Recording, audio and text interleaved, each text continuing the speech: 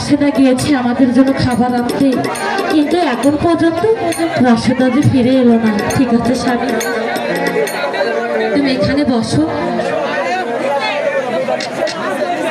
শোনো, আমি না আসা পর্যন্ত তুমি কিন্তু এখানেই থাকবে, ঠিক আছে? কোথাও যাবে না।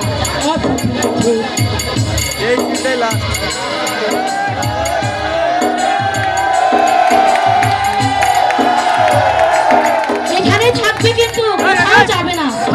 লক্ষ্মী ছেলের মতো এখানেই বসে থাকবে। আমি তোমার জন্য খাবার নিয়ে আসছি।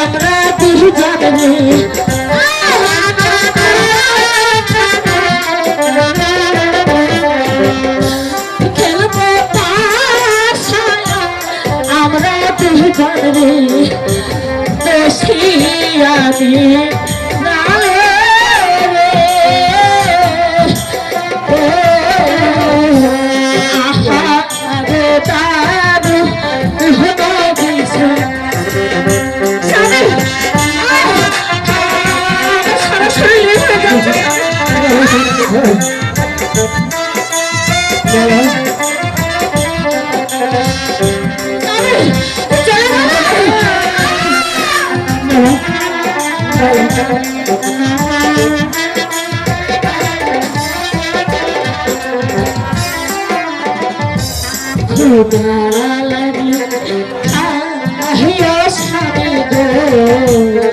স্বামী আমার সর্বঙ্গ চলে যাচ্ছে খোদা লাগলে আহিও স্বামী গো ওই গাছের পাতা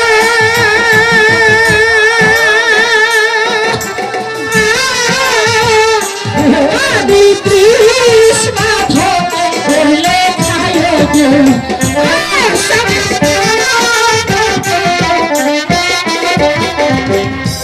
পানি কৃষ্ণ ধরলে খায় গো তালে বিরো পানি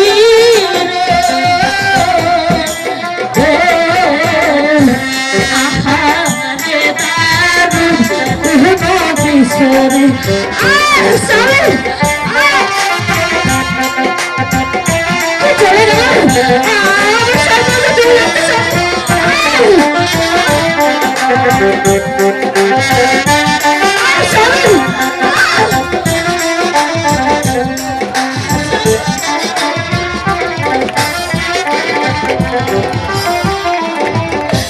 সাথী থেকে চাঁদ সূর্য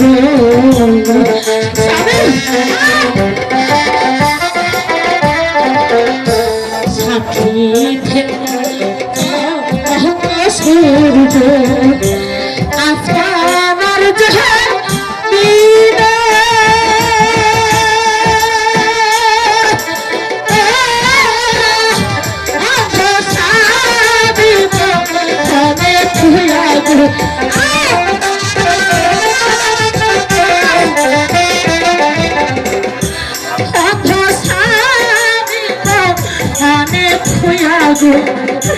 চির বিদায় আদি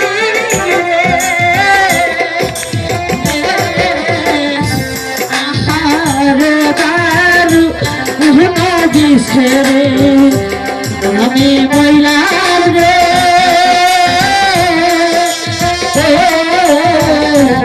আহারে দারু দিশরে স্বামী মেহরবান খোদা তুমি আমাকে আর 2 দিন সময় দাও খোদা আর 2 দিন পর আমার স্বামীর যে চক্ষু ভালো হবে খোদা তুমি তুমি তুমি আমাকে আর 2 দিন সময় দাও খোদা আর 2 দিন বাঁচতে হামাই দে দয়ার আর 2 দিন বাঁচতে হামাই দে সাজিয়ে গুজিয়ে বেহরে সাজিয়ে গুজিয়ে বেহরে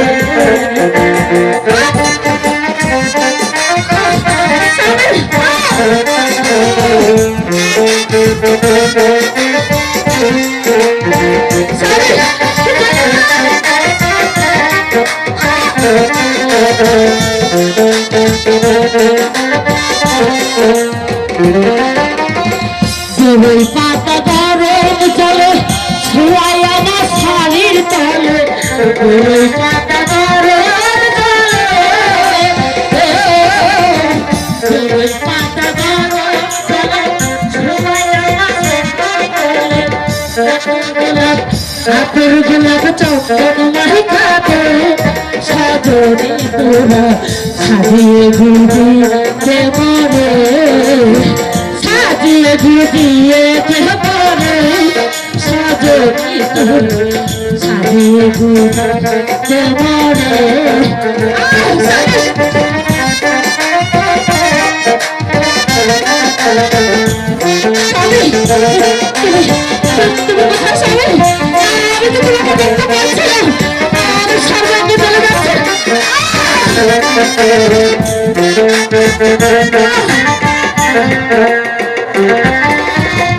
আমার সাজা তাড়াতাড়ি থাকে না ঘরের বাড়ি আমায় সাজা তাড়াতাড়ি আমায় সাজা তাড়াতাড়ি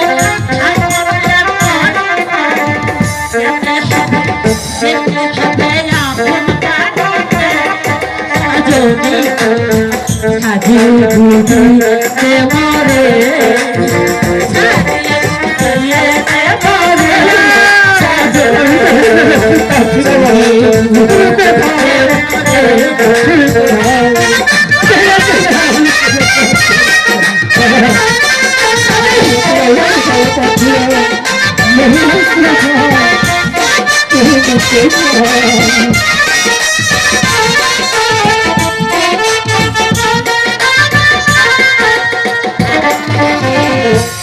ভালো দামি কাপড় গায়ে তো সাইনায় আমার এত ভালো দামি কাপড় এত ভালো দামি কাপড় গায়ে তো সাইনায় আমার সাদা মাটি সাদা মাটি আমায় সাজিয়ে বুঝে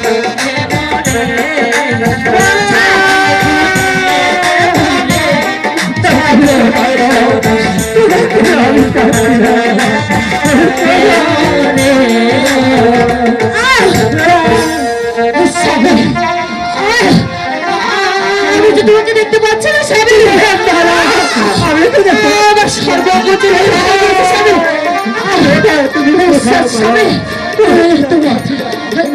কোথায় স্বামী তুমি কোথায় স্বামী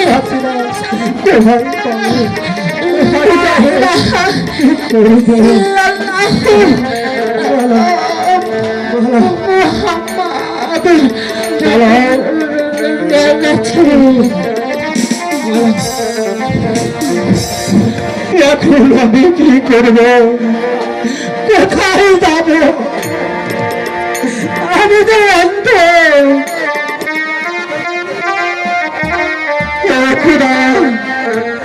তুমি বলে দাও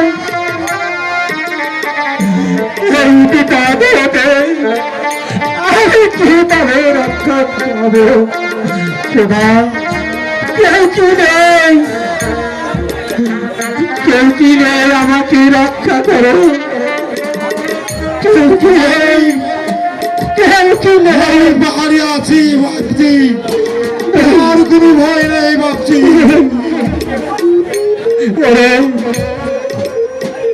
তোমার কণ্ঠস্বর শুনে মনে হচ্ছে তুমি যে আমার অতি পরিচিত বলো বলো তুমি কে আমি বাড়ি আছি রে ভাবছি তুই কোন হয় আমি মালার স্বামী তুই বলার প্রথম আছিস বলতো বাপ আমার মেয়েটি কোথায় আছে ওই দেখছে দেখো মালাকে সাপে কেটেছে সত্যি ভাই মালাকে সাপে কেটেছে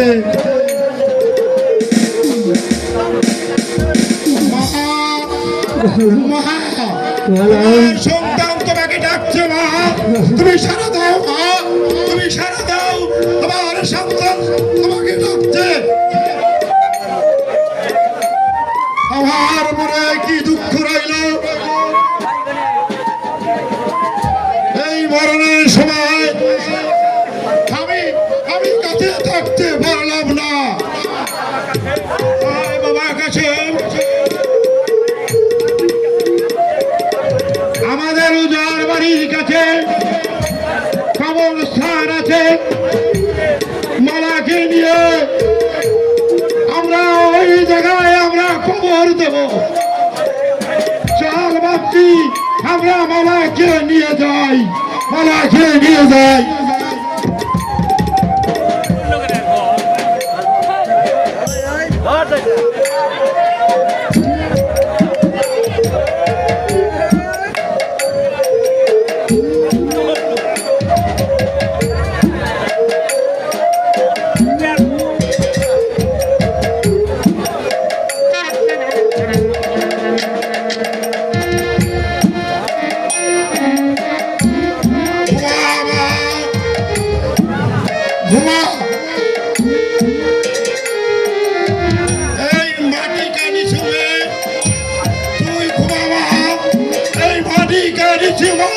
তুই ঘুমা। আর ডাকলেও সারা দিবি না মা, আর শত ডাকলেও তুই সারা দিবি না। এই বড় আর দেনা। ব্যস্ত নসিব করো, তুমি আমার মাকে ব্যস্ত নসিব করো, ব্যস্ত নসিব করো।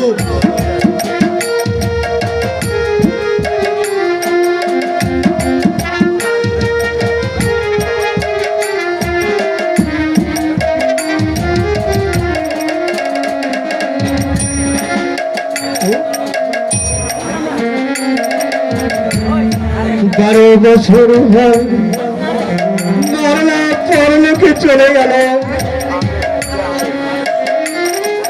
দরবেশ গিয়েছে ওষুধ আনতে, এখনো দরবেশ ফিরে এলো না। থাক না সাই ভালো, চোখ ভালো করে যাকে দেখবো সেটি আমার পেটে নেই।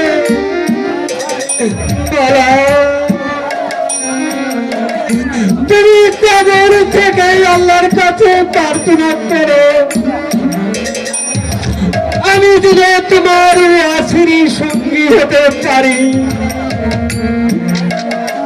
আমি যদি তোমার আসিরি সঙ্গী হতে পারি।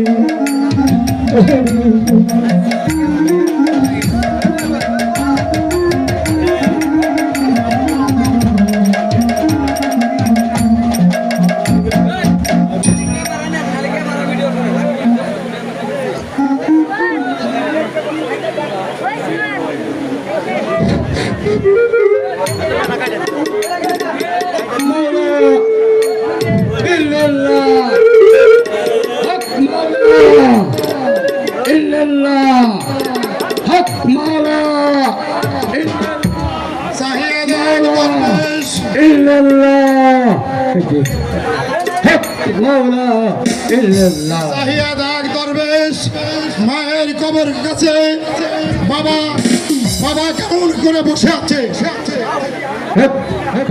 বাবাজি বাবাজি আর দুঃখ করিস না, তার চক্ষু আজই ভালো হবে। চোখ ভালো করে তাকে দেখবো, সে তো আর নেই। তার চেয়ে তোরা আমাকে একখানা ছড়া দাও।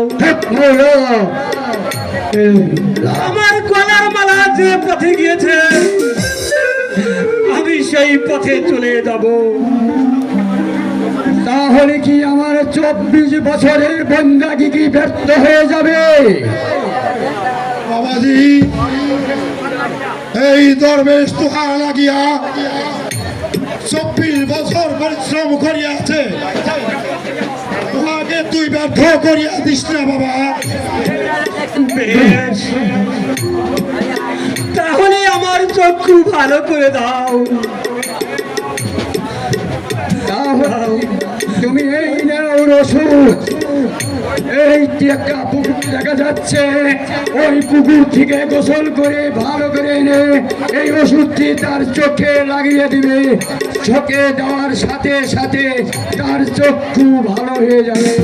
হক মাওলা ইল্লাল্লাহ, হক মাওলা ইল্লাল্লাহ। দরবেশ আমি না আসা পর্যন্ত তুই আমার মায়ের কবরের পাশে বসে থাকবি। কাশেম বাবা বাবা তুই আমার সাথে চলে আয় বাবা, তুই আমার সাথে চলে আয়। হে প্রভু দয়াময়, চাকরি কি তোমার দরবারে আমার দোয়া কবুল হয়নি? কিন্তু তাহলে কি আমার 24 বছরের বন্দাগি কি আমার ব্যর্থ হয়ে যাবে? না, তা কোনোদিনও খোদা তা মেনে নিতে পারে না। মালাকে আমি যেভাবে হোক না কেন জীবন দিয়ে হলে মালাকে আমি ওষুধ দিয়ে আমি তাকে জান্নাত করে দেব। হক মাওলা ইল্লাল্লাহ, হক মাওলা ইল্লাল্লাহ, হক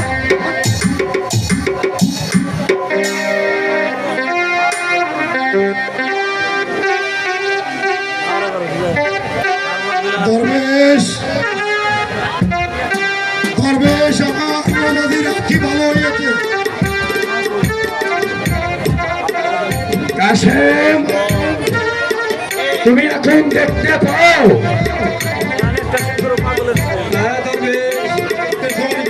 এখন আমি ভালো দেখতে পাই। ওই যে কতগুলো পাখি বৃক্ষের পর বসে আছে তা আমি দেখতে পাই। বেশ, বাবা দরবেশ, আমি তোমার কাছে একটি ভিক্ষা চাইব। বলো দরবেশ বাবা, তুমি দেবে? বল কি চাও তুমি? যদি না দাও তাহলে কি আমার 24 বছরের বন্দাগি কি ব্যর্থ হয়ে যাবে?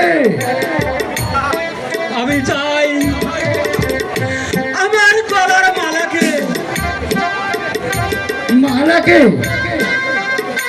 অসম্ভব! 12 বছর আগে মালা মরে পচে পুড়ে গলে গেছে, আর মাংস হয়ে গেছে, কিছুতেই সম্ভব নয়। শোনা দরবেশ, মালা হয়তো পৌঁছে বলে মাটির সঙ্গে একাকার হয়ে গেছে, কিন্তু তুমি তো এখনো জীবিত আছো। হ্যাঁ, ওই কাশেমের অর্ধেক আয়ু দিয়ে এই মুহূর্তে জিন্দা করে দেবে এই মালাকে। তাই করবো দেবতা, আপনার কথা আমি অক্ষরে অক্ষরে পালন করে কাশেমের আয়ু দিয়ে মালাকে আমি জিন্দা করে দিব। হক মাওলা, ইল্লাল্লাহ। হে মহাপুরুষ, তুমি আমায় বলে দাও আমি এখন কি করিব?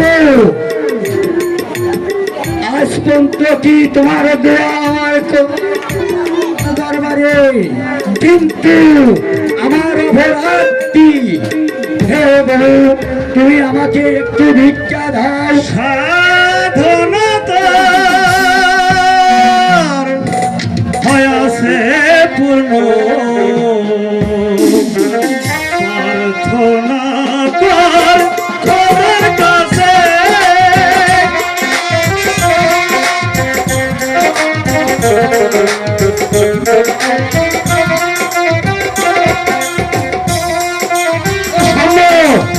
আমার সম্ভব হচ্ছে না। হক মাওলা, ইল্লাল্লাহ, হক মাওলা, ইল্লাল্লাহ। 1 বছর করলি সাধন, আর কি রে তোর বাকি আছে? সাধনা তোর হয়াছে পূর্ণ, প্রার্থনা কর খোদার কাছে। সাধনা তোর হয়াছে পূর্ণ, প্রার্থনা কর খোদার কাছে।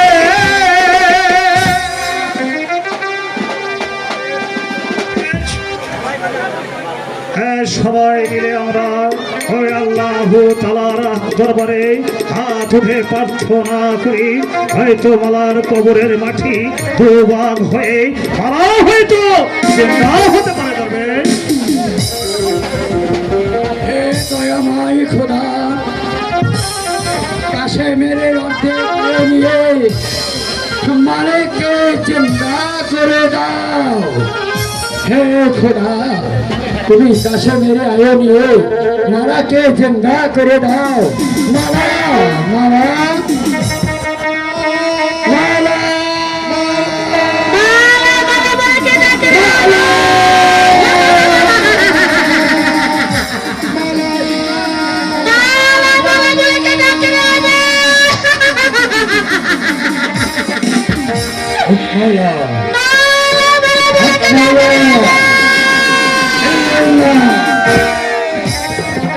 এই তো মালা ভালো হয়েছে। এই তো দরবেশ, হ্যাঁ। এই যে দেখো, হ্যাঁ। এই তো মালা কবর থেকে জিন্দা হয়ে গেছে। তাহলে আমার দোয়া কবুল হয়েছে। হ্যাঁ, তোর দোয়া কবুল হয়ে গেছে দরবেশ। তাই তোর দোয়াতে এই মালা কবর থেকে জিন্দা হয়ে উঠেছে। ঠিক আছে। এই! তোরা কে রে? হে হে। আমার ঘুম তোরা ভাঙে দিলি কেন? বল! এই! ও বাবা! এই! চিনিস না আমি সেই দরবেশ, কি? কোন সেই দরবেশ বাবা হক মাওলা। হক মাওলা! ও বাবা! আমি তোকে চিনতে পারছি না রে। ও! মনে পড়েছে। একটি ছেলে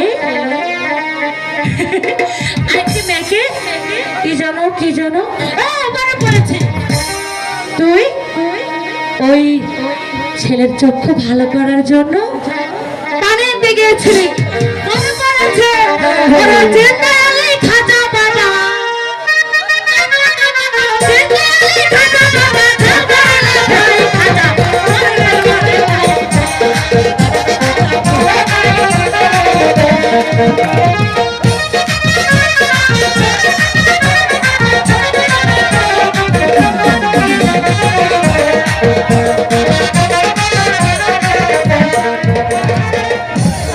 ও বাবা, তুই কে রে?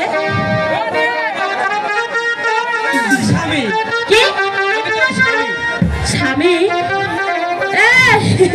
স্বামী খায় না মাথায় থেকে। আমি তো স্বামী, আমাকে তুমি চিনতে পারছো না? এই তোমার স্বামী। ইস আমার আপন ছিল 12 জন, 11 জন কালে রায় মরেছে, বাকি শালা কাছে বেঁচে রয়েছে। আমার আপন ছিল 12 জন, 11 জন কালে রায় মরেছে, বাকি শালা কাছে বেঁচে রয়েছে। আমার আপন, ও বাবা, এটা কি রে? আই চল কোন থেকে?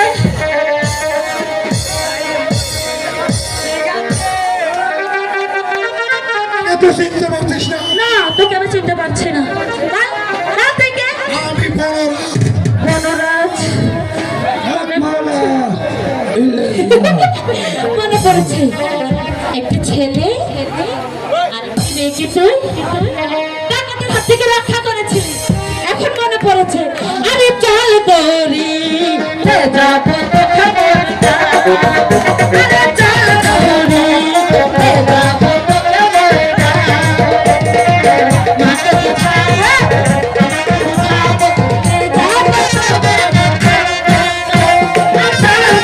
যাব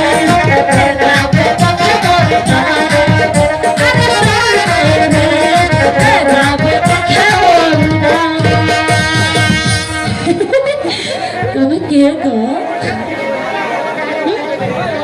বলো, তোমার নাম কি? বলো বলো বলো, তোমার নাম বলো। তুমি আমাকে চিনতে পারছো না মালা, তুমি আমাকে চিনতে পারছো না। তুমি মনে করে দেখো, একদিন তোমাকে সেই মহেশ বনের পথ দেখিয়ে দিয়েছিলাম। আমি সেই হতভাগা, সে পাগল। ও, মনে পড়েছে একটি ছেলে আর একটি মেয়েকে তুমি মাঝখানে পা দেখিয়েছিলে। ধন্য ধন্য মেয়েরা, ধন্য ধন্য মেয়েরা ছিল।